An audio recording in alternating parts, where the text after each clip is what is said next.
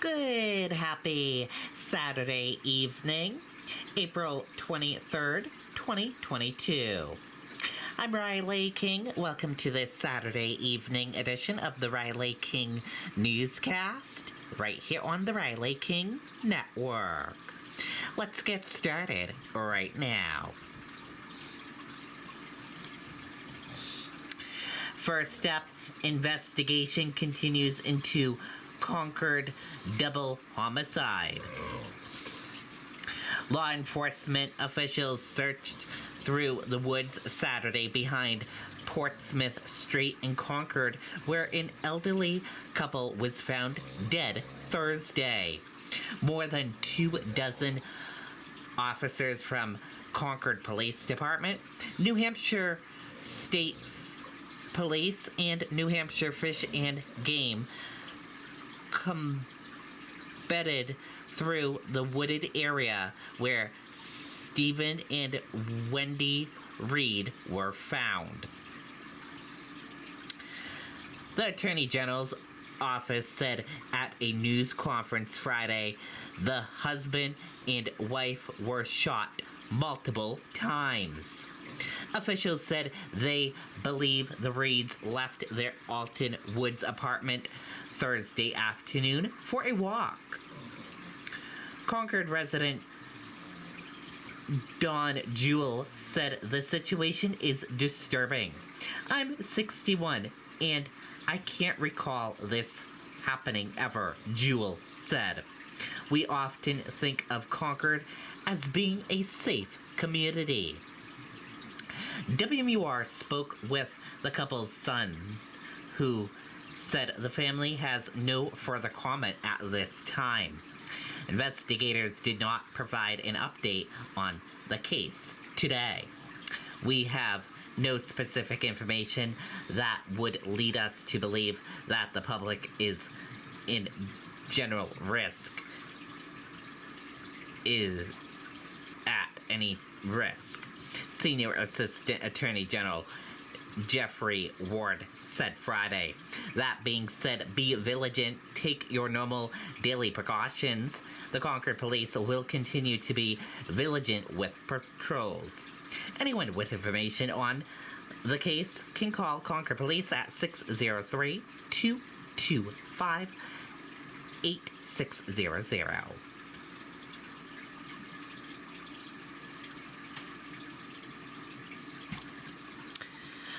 Father won't face criminal charges in crash that killed 2 sons in Bow. Let's take a listen to that video from WMUR News 9. Hi. A better internet experience is finally here. With Fidium Fiber Internet, you get ultra-fast gig speeds on a dedicated connection. That's 1,000 megabits per second. Whole home Wi-Fi connects every room and every device. Smart Wi-Fi means that your home network... An update now on a fatal crash that killed 2 brothers last September. Hillsborough County attorneys say they will not file criminal charges against the driver in that accident. Nick and Gavin Willett were killed after a car their dad was driving rear-ended a disabled tractor-trailer on Interstate 89. Thomas Willett was also injured in the crash, but investigators say the evidence in the case does not support a trial. Okay, and there you go on that video and that report. 6 people displaced after fire in Manchester. Let's take a listen to that video from WMUR News 9. Hi. A better internet experience is finally here. With Fidium Fiber Internet, you get ultra-fast gig speeds on a dedicated connection. That's 1,000 megabits per second. 6 Manchester residents are displaced after a fire on Walnut Street. Crews were called to the scene just before noon yesterday. Firefighters say winds fueled the flames, which almost caused a nearby home to also catch fire. Officials say the blaze started accidentally and everyone was able to get out safely. Total damages are estimated around $225,000. Okay, and there you go on that video and that report.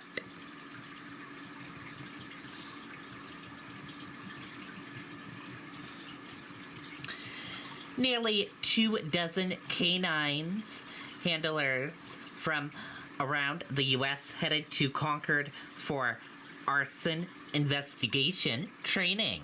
Let's take a listen to that video from WMUR News 9. Hi. A better internet experience is finally here. With Fidium Fiber Internet, you get ultra-fast gig speeds on a...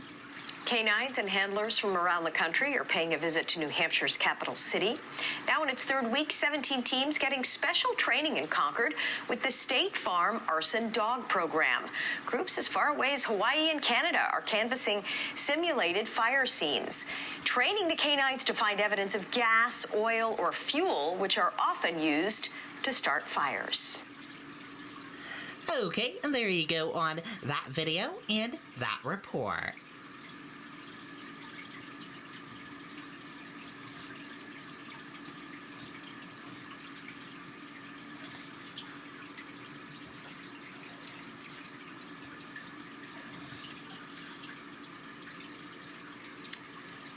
Guns become #1 cause of death among children and adolescents in 2020.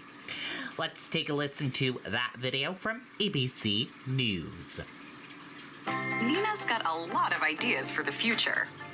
And since anyone can create a free plan at Fidelity, Nina has a plan based on what matters most to her. And she can simply focus on right now. That's the planning effect from Fidelity. Here in the U.S., an alarming new report finding guns became the #1 cause of death among children and adolescents in 2020. ABC's Alex Brochet joins us now from Washington with more, including the latest example of gun violence in our nation's capital. Alex, good morning.